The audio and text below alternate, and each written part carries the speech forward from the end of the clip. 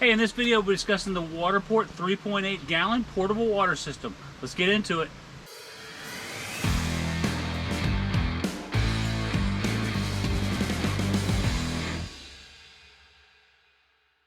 Hey everyone, welcome back to the channel. I am Robert with Sherburne Outdoors. Greetings from the Cowhuttle Wilderness up by the Tennessee and Georgia border. It's Memorial Day weekend and I thought I would talk about water storage and water transportation. When I first started overlanding, I had like gallon jugs and I would wash dishes with it and get water everywhere.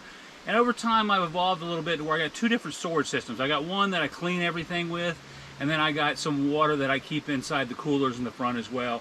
I probably need to get a better water jug, but for the everyday thing, spraying things off, having some water, I use the WaterPORT 3.8 liter right here.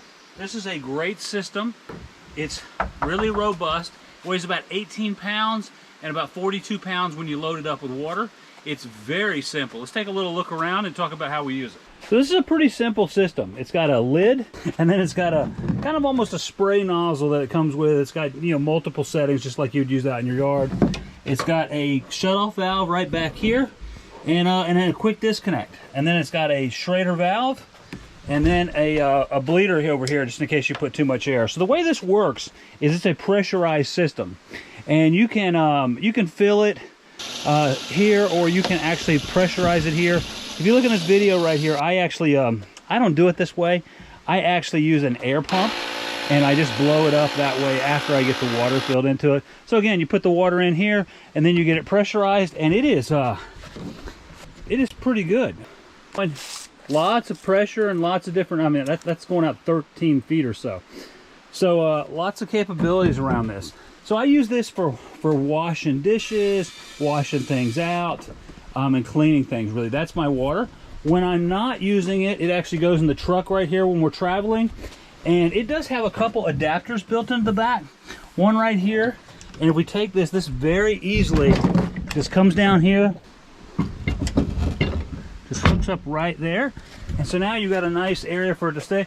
That's one area I looked at positioning it, and the other area was right here, but this isn't flush anymore, so I don't know if that's going to work. This works pretty good when I'm at camp. It's out of the way.